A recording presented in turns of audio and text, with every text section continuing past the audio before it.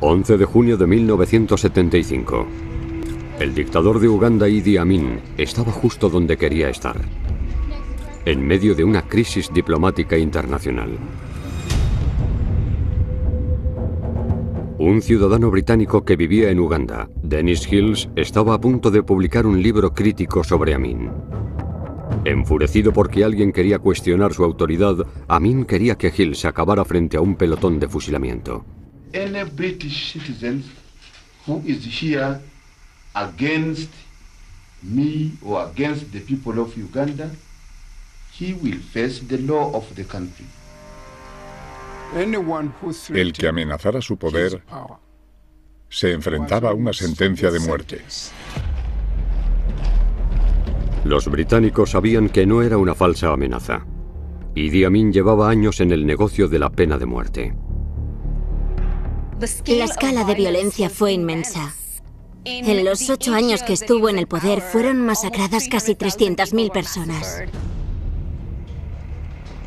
Mientras el mundo preveía horrorizado lo que sucedería, la esposa de Hills, Ingrid, esperaba nerviosa las noticias.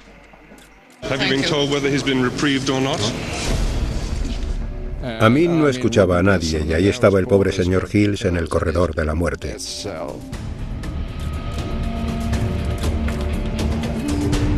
Finalmente, solo unos días antes de la ejecución de Hills, el Reino Unido contestó. El secretario de Exteriores británico James Callaghan voló a Uganda para asegurar la liberación de Hills. El periodista finalmente se disculpó con el dictador por su libro. Fue un montaje muy inteligente por parte de Amin. Los críticos describieron a Amin como un bufón, un gran bobalicón. Pero en realidad Amin era mucho más estratégico, calculador, astuto e inteligente de lo que nadie hubiera imaginado. Idi Amin ascendió al poder desde sus humildes comienzos. Se ganó el afecto de millones de ugandeses e infundió miedo en los corazones de sus muchos oponentes.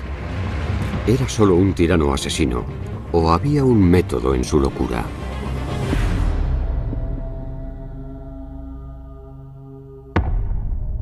Las dictaduras han tenido un increíble impacto en el último siglo. Los dictadores aprenden los unos de los otros. Cada uno es diferente, pero muchos usan las mismas tácticas. Uso del miedo. Propaganda. Control de élites. Propaganda. Creación de un enemigo. Culto a la personalidad. Uso de la violencia. Estas son las herramientas que los dictadores utilizan para mantenerse en el poder. Dictadores. Idi Amin. Uganda, 1952. El ascenso de Idi Amin al poder comenzó en el ejército colonial, la institución que daría forma al tipo de dictador en el que se convertiría más que cualquier otra. El joven de 24 años era un ambicioso cabo de los fusileros africanos del rey, la fuerza militar de élite del Imperio Británico en el este de África. Individuos como Amin fueron reclutados en los fusileros africanos del rey para ayudar a los británicos a mantener el orden. Eran esencialmente la fuerza tras el establecimiento colonial. Tras ser una tierra de pueblos tribales libres y reinos orgullosos y antiguos, Uganda fue un protectorado británico desde 1894. Los británicos mantenían el control total del país. Ocuparon sus mejores tierras con colonos blancos y explotaron sus vastos recursos naturales. Bajo el dominio colonial, los africanos como Idi Amin estaban condenados a una vida casi sin poder político o económico. Las potencias coloniales pensaban que los africanos eran inferiores a todos los blancos. Los veían muy primitivos e incapaces de cuidarse de sí mismos o gobernarse a sí mismos. Amin creció dentro de ese sistema. Amin era de un pequeño grupo tribal llamado Kakwa, parte de la minoría musulmana de Uganda. Como africano, Amin podía luchar para convertirse en sargento mayor, pero nunca podía llegar a ser nombrado oficial. A pesar de estas desventajas, estaba empeñado en superar las expectativas, romper barreras y ascender en las filas tanto como pudiera. Amin siempre estaba pensando en formas de sobresalir.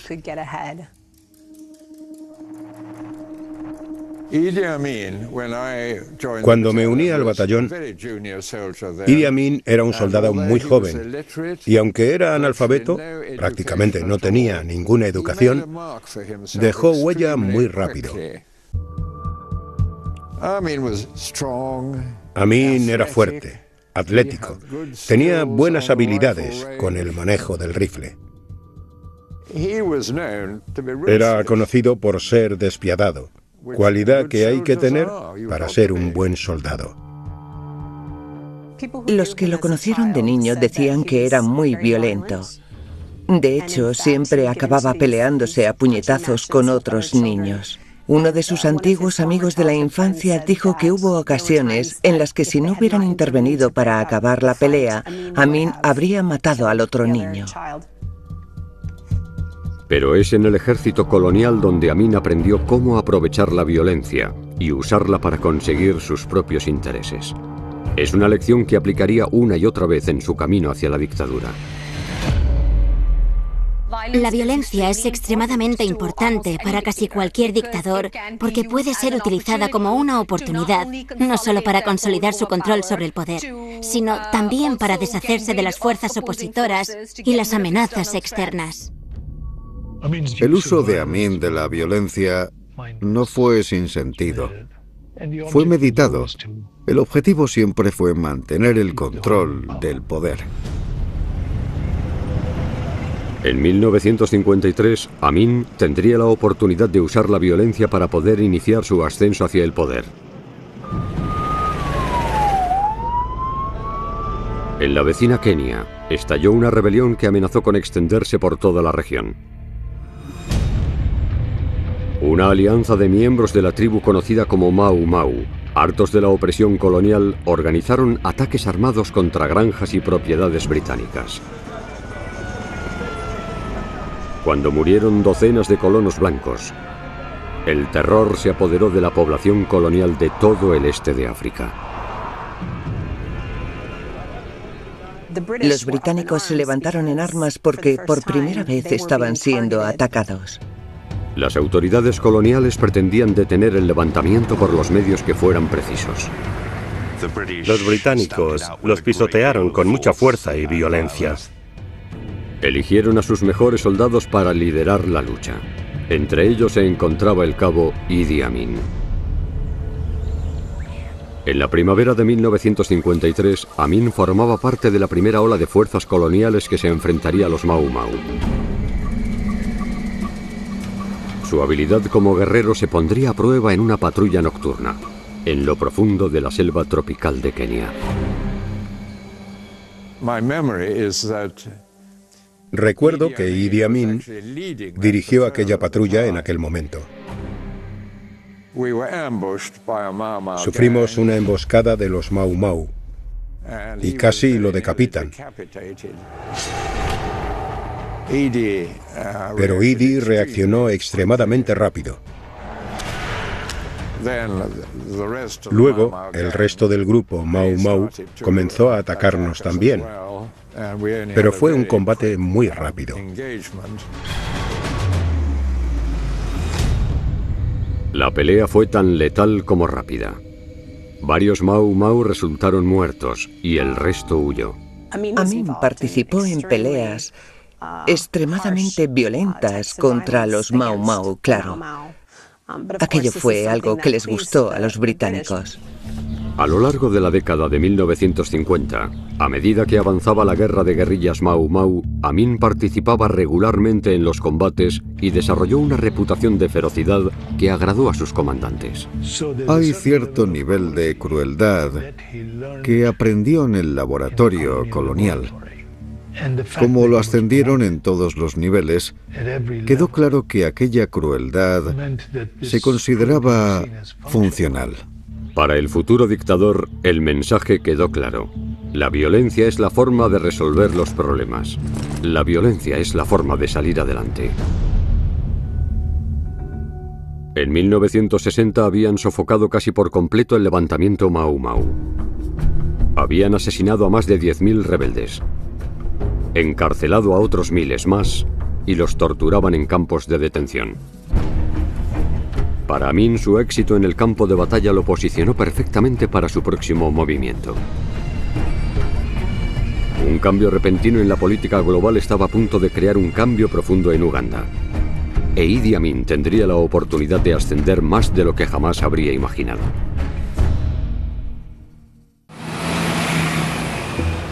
A finales de la década de 1950, Idi Amin había aprovechado sus temibles habilidades de combate para alcanzar el rango más alto posible para un soldado africano.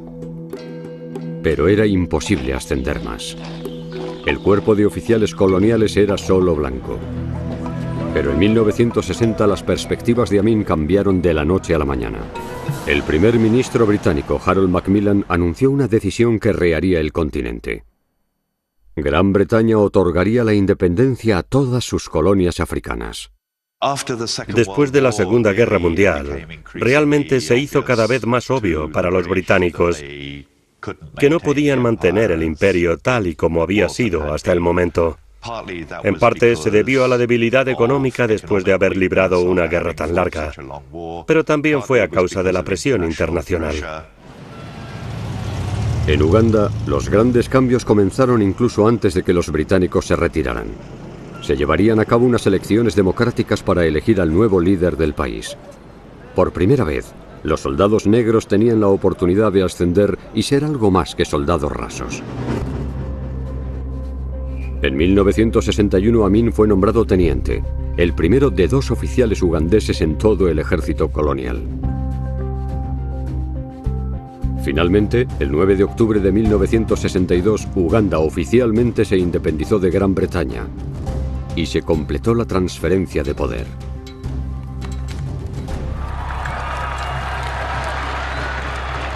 Idi Amin, junto con millones de sus compañeros ugandeses, celebró la liberación del dominio extranjero. En el momento de la independencia, yo estaba en el gobierno como funcionario público.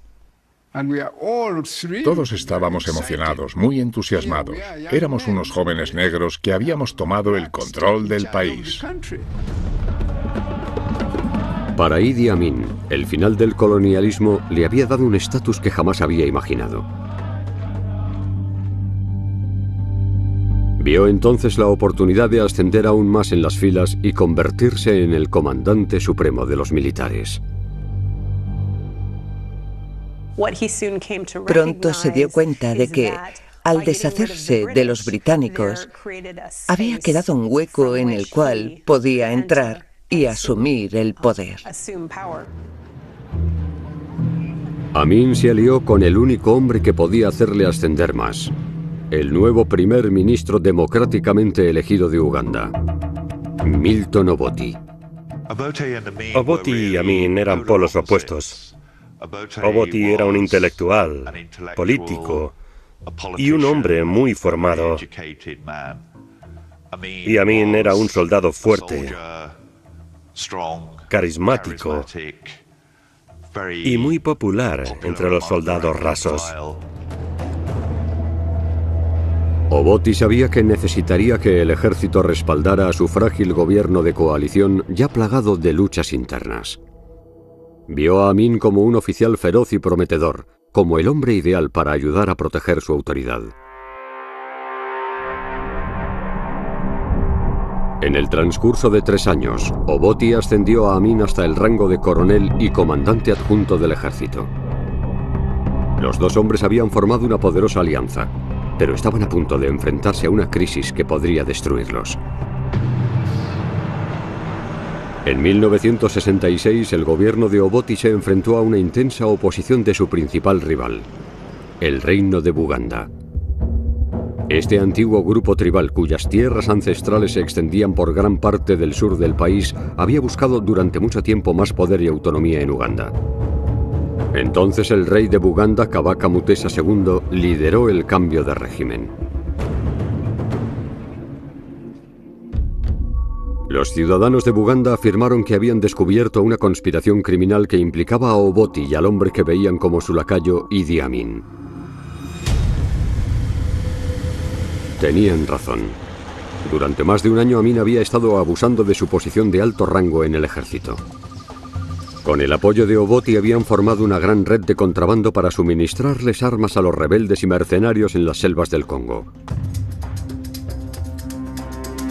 A cambio de armas, Amin había canalizado grandes sumas de efectivo, oro, marfil y café a Uganda, convirtiéndolo a él y al primer ministro en hombres muy ricos. Amin realmente se benefició mucho de aquellos negocios. Aparecieron $30.000 milagrosamente en su propia cuenta bancaria. Para los ciudadanos de Buganda, el tráfico de armas ilegales era la prueba de que Obote y Amin debían dimitir. El rey de Buganda se preparó para montar una rebelión armada contra el gobierno. Amin corría el riesgo de perder todo lo que le había costado tanto conseguir: su estatus, su riqueza y su poder. Obote y Amin sabían que debían actuar rápido para acabar con la amenaza. Amin ordenó a sus fuerzas que rodearan el palacio de Buganda en la capital, Kampala. Al día siguiente atacaron e incendiaron el palacio. Asesinaron a decenas de rebeldes y el rey de Buganda huyó del país. Con el apoyo de Amin, Obote utilizó el incidente como una excusa para suspender la constitución y prohibir todos los partidos de oposición restantes. Así transformó la incipiente democracia de Uganda en una dictadura. Muchos ugandeses quedaron horrorizados por el abuso de poder de Obote, pero hubo poca resistencia. Sabían que cualquier protesta significaría enfrentarse a la ira de Idi Amin y su ejército. A cambio de ayudar a hacer a Obote dictador, Amin obtuvo el mejor ascenso. Se convirtió en comandante del ejército y en el indiscutible líder militar del país. El hombre que una vez fue un soldado humilde en el ejército colonial controlaba entonces a los militares, una herramienta poderosa en cualquier dictadura.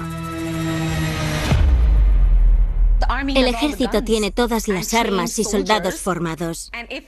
Si la dictadura quiere establecer un monopolio sobre el aparato represivo del Estado, por un lado, y por otro, quiere instaurar el uso legítimo de la violencia dentro del Estado, está claro que necesita la cooperación de los militares. Como comandante del ejército, Amin nunca había sido más fuerte. Haría lo que fuera necesario para proteger su posición. Amin reconoció que los militares podrían ser el último árbitro del poder y que no necesitaban necesariamente seguir las órdenes de un presidente. Así que una vez que fue jefe de las Fuerzas Armadas, Amin comenzó a convencer a sus seguidores, mediante el reclutamiento en gran medida de su región de origen a sus parientes étnicos, para conseguir una mayor base de apoyo. Obote se percató de lo que Amin estaba haciendo, pero sabía que una confrontación directa con su poderoso comandante militar sería demasiado arriesgada. A medida que se volvía cada vez más consciente de que Amin podía convertirse en una amenaza para su propio control del poder, Obote comenzó a buscar formas de reprimirlo. Obote recurrió a su organización interna de espionaje para vigilar a los militares. Llenó el cuerpo de oficiales del ejército de gente leal que vigilaba encubiertamente a Amin.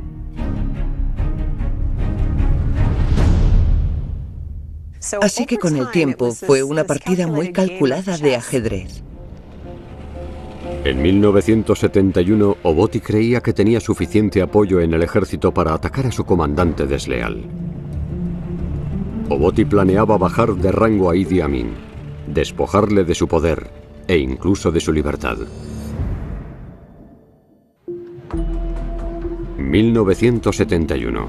El dictador de Uganda, Milton Obote, y el comandante de su ejército, Idi Amin, estaban enzarzados en una amarga lucha de poder. Obote creía tener el plan perfecto para derrotar a su rival para siempre. El 5 de enero, el presidente dejó Uganda para asistir a la conferencia de la Commonwealth en Singapur. Mientras estaba en el extranjero, ordenó la detención inmediata de Idi Amin. Obote envió un mensaje a Uganda, a los militares, diciendo que debían arrestar a Amin por subversión. Pero Obote había subestimado gravemente la lealtad del ejército hacia su oficial al mando. Amin había pasado años construyendo una fuerza cuyas tropas de base le eran más leales a él que al gobierno. El mensaje de Obote fue interceptado por un soldado de rango inferior que era leal a Amin, quien luego se lo transmitió a este último. Captó la advertencia, sabía que lo iban a eliminar. Amin respondió a Obote con un movimiento definitivo. Organizó un golpe de estado con el respaldo de su ejército leal.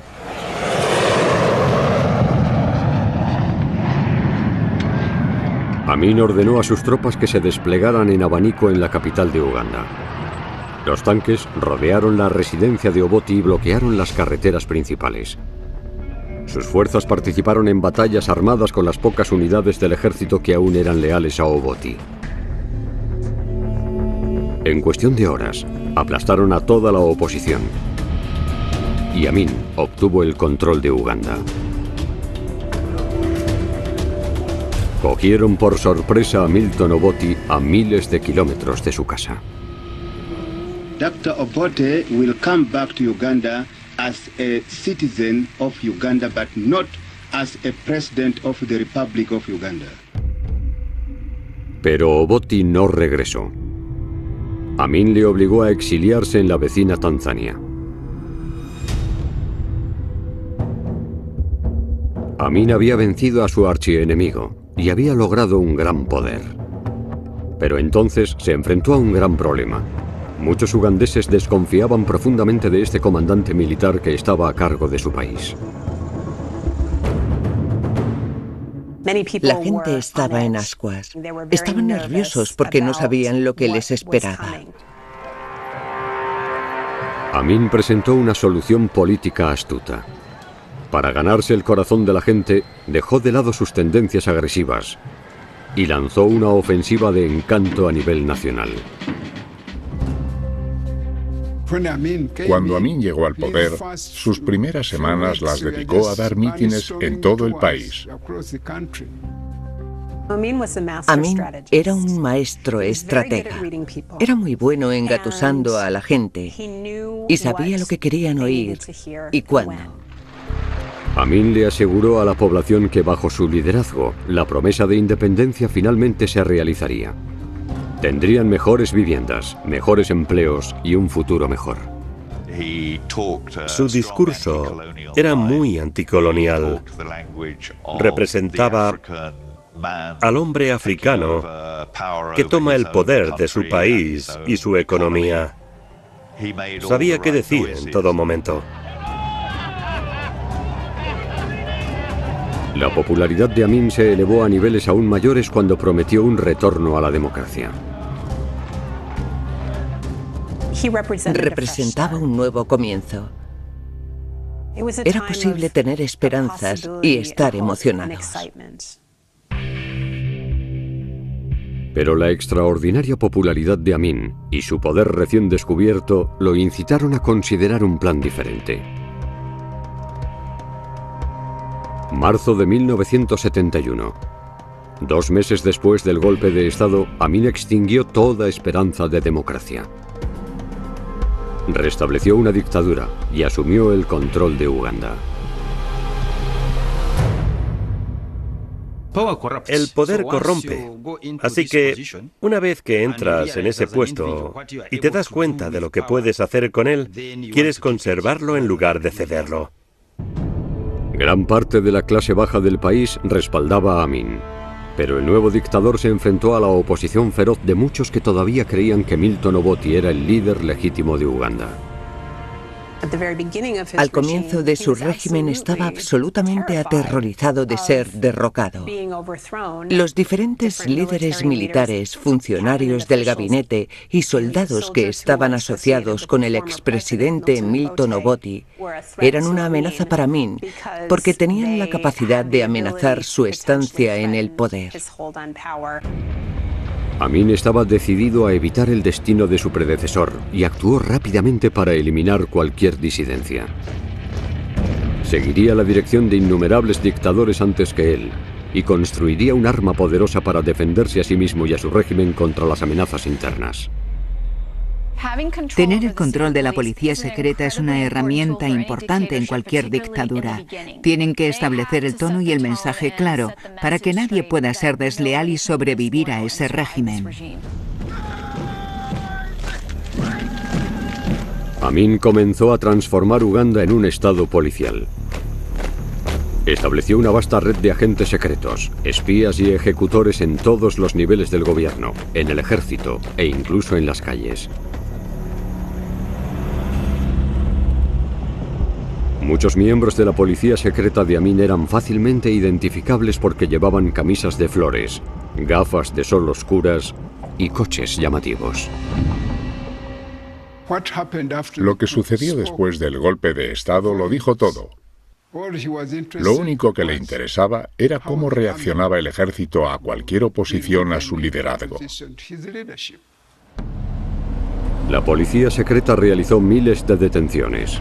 Acorralaba a los objetivos sin aviso, de día o de noche, en cuarteles, calles públicas y casas privadas. Si sospechaba que alguien conversaba con su oponente, no solo no se demoraba, sino que simplemente lo eliminaba instantáneamente. No lo llevaba ante el sistema judicial, sino que lo asesinaba. Durante el primer año del régimen de Amin se calcula que el Estado asesinó a unos 12.000 ciudadanos de Uganda aproximadamente. Querían eliminar a ciertas personas porque los consideraban infecciones.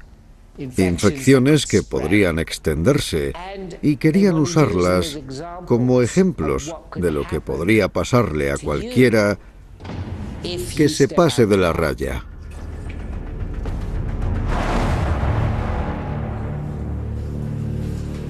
Detrás de las puertas cerradas de las prisiones de la policía secreta, Amin mostró el alcance de su crueldad. Sus cámaras de tortura se hicieron legendarias. Entre otras atrocidades, sumergían a los presos en agua hirviendo. Los obligaban a golpearse entre sí con martillos o a comer bolsas de sal hasta que casi morían de deshidratación. Muchas dictaduras recurren al uso de la tortura porque se aseguran de que se cumplen sus normas. En realidad, también tiene un propósito de afectar psicológicamente a la víctima en profundidad, así nunca más intentará desafiar al régimen. Amin se aseguró de que todos en Uganda comprendieran el precio de la deslealtad. Las ejecuciones públicas se convirtieron en un acontecimiento común. Quería enviar un mensaje muy claro a sus oponentes y era que no se toleraría ninguna deslealtad.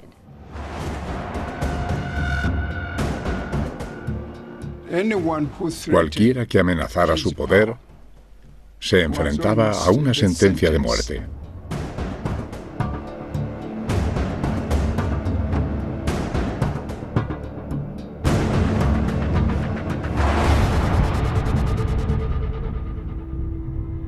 La gente de a pie en las dictaduras quiere rebelarse y derrocar al régimen, pero se enfrentan a un arma cargada y a muchos de ellos los asesinarán si osan rebelarse. Los ciudadanos de Uganda de cualquier clase descubrieron que estaban siendo observados y que cualquiera que se opusiera a Amin arriesgaba su vida. everybody in Uganda, members of the armed forces, police, and the public, they are responsible for my security.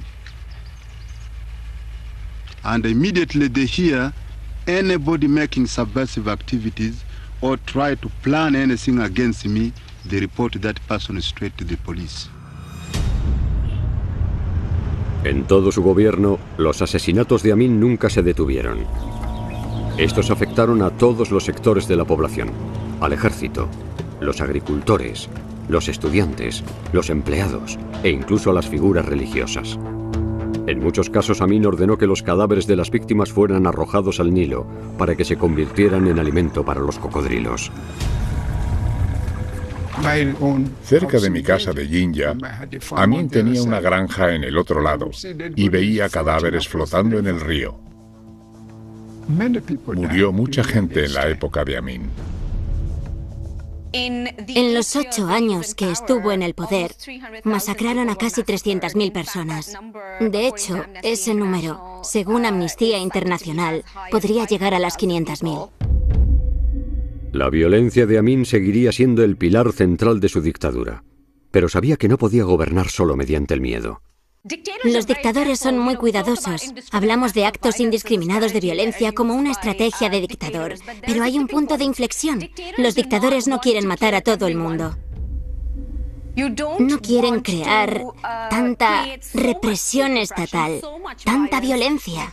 Si no, estarían instigando una rebelión o una revolución también en sus filas internas. En su próxima acción, Amin intentaría ser un poco más benévolo. En un intenso acto de populismo que agradó a la multitud, le daría a su pueblo lo que creía que quería, y con lo que creía que se ganaría su lealtad eterna.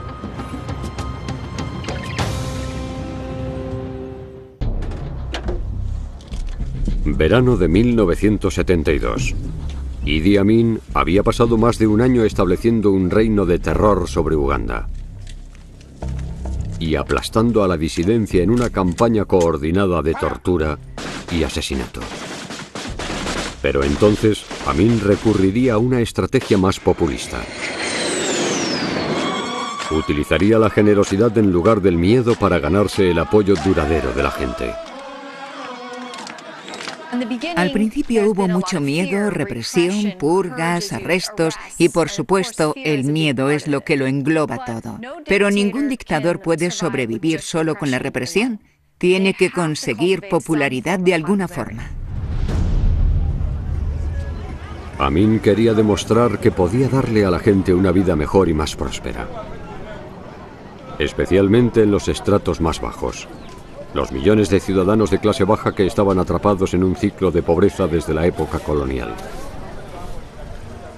Los ciudadanos tienen la necesidad de estabilidad. Necesitan sentir que se preocupan por ellos.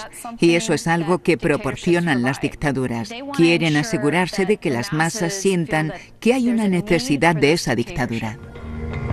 Amin tenía una idea radical para darle a la población negra un verdadero poder económico por primera vez. Para que su plan funcionara, usará la clásica táctica de un dictador. Si quieres unir a las personas y dar a la gente la sensación de que el dictador debe estar en el poder, porque es un salvador o un guardián de sus intereses, debes crear un enemigo común. Es una estrategia extremadamente efectiva. En el caso de Idi Amin, ese enemigo común se originó mediante la indofobia, que era muy común en ese momento, y se dirigió hacia los colonos del sur de Asia, en Uganda. Los británicos llevaron a los habitantes del sur de Asia a Uganda en el siglo XIX para ayudar a dirigir la economía colonial. Los británicos creían que los africanos no eran capaces de gestionar los asuntos económicos, ni tener tiendas o pequeñas empresas. Así que los asiáticos fueron los que impulsaron gran parte de la economía de Uganda. En 1972, los ugandeses asiáticos representaban solo el 1% de la población, pero poseían el 90% de las empresas del país. Al apuntar a los asiáticos y eliminar su control de la economía, Amin creía que podía transferir poder y prosperidad a los ciudadanos negros. Es una decisión que provocaría indignación en todo el mundo y definiría el resto de su dictadura. El 5 de agosto de 1972, Amin ordenó la expulsión de toda la población asiática de Uganda, unas 55.000 personas. Would you like to get all Asians out, really, sir? Yes, they must go to their country. Fue a principios de agosto de 1972. Teníamos la radio encendida. Escuchamos lo de la expulsión asiática. Es como que no nos lo creímos. No, no puede ser. Debe ser una broma o algo. Pero Amin iba muy en serio. El dictador les dio a los ugandeses asiáticos como John Nazaret y a su familia solo 90 días para arreglar sus asuntos, cerrar sus negocios y hacer planes para emigrar a un nuevo país. Entramos en pánico. Fue muy duro. Era mejor no tomárselo muy en serio. No sé si era un mecanismo de defensa para hacerlo más fácil, pero si no te reías te ponías a llorar. La prensa mundial condenó a Amin por una decisión tan drástica y lo caricaturizaron como un racista lleno de maldad. La reacción en el extranjero, sobre todo en Reino Unido, era realmente hacer que Amin pareciera un monstruo sin corazón y representarlo como el infame dictador en el que se había convertido. Pero para muchos de los seguidores de su país y de todo el continente africano, Amin era un defensor audaz y pionero de los derechos de los negros.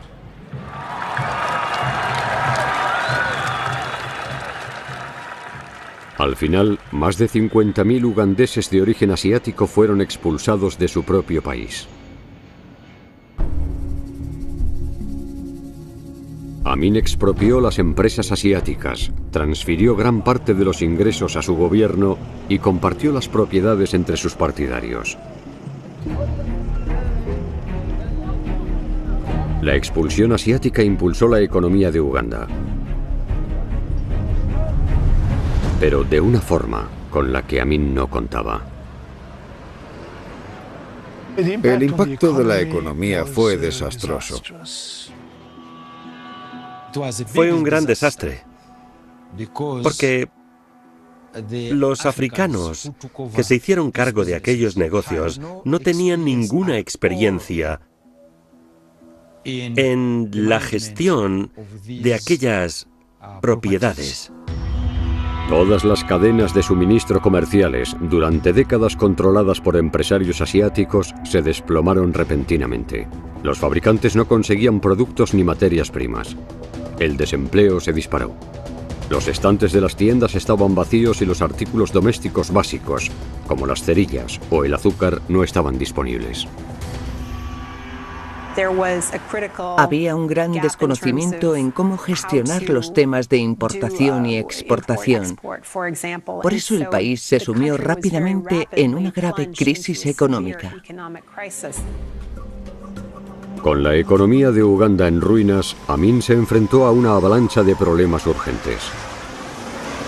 Su gobierno estaba perdiendo dinero y muy rápido. Su enorme ejército y su aparato de seguridad era más grande y más caro que nunca. Pronto, su antiguo enemigo, todavía en el exilio en la vecina Tanzania, vería una oportunidad de venganza.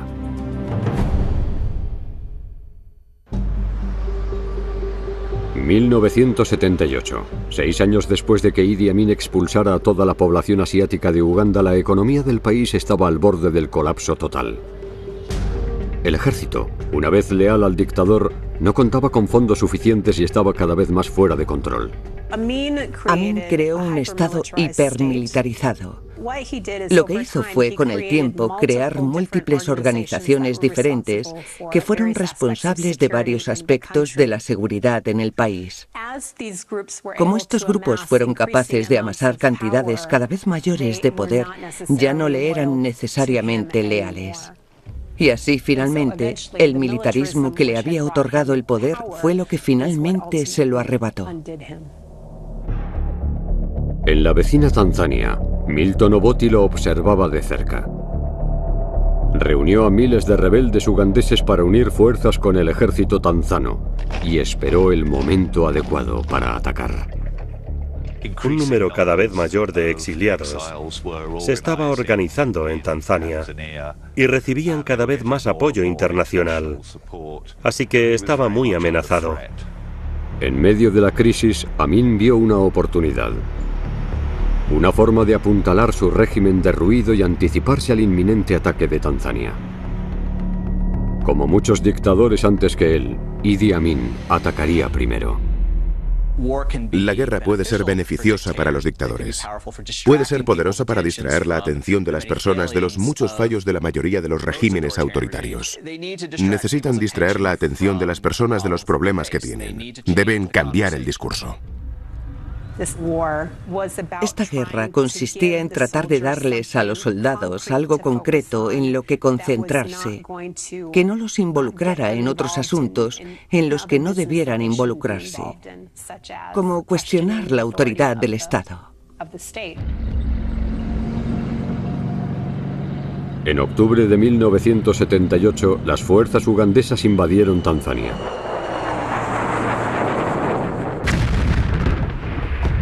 El ejército de Amin, cuyas tropas ya no podía pagar, saquearon casi 1.800 kilómetros cuadrados de territorio tanzano.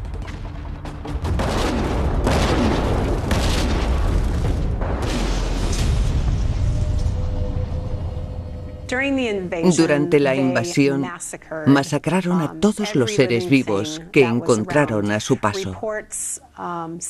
Los informes sugieren que fue una destrucción completa y total. La apuesta de Amin por una guerra con Tanzania parecía funcionar. Declaró una gran victoria. Pero juzgó mal la voluntad de su enemigo y la fuerza de su propio ejército.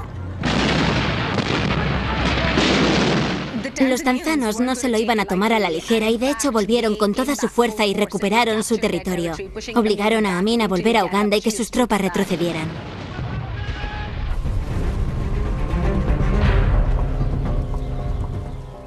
En lugar de luchar, las tropas de Amin estaban muy arruinadas al final. Fue un desastre de organización. Así fue muy fácil para el ejército tanzano, que en este punto estaba muy bien organizado, perseguir a Amin y a sus soldados. Con sus tropas en plena retirada, Amin se atrincheró en su residencia presidencial en Kampala. El 10 de abril de 1979, las fuerzas tanzanas entraron en la capital. La guerra de Amin había demostrado ser un error fatal.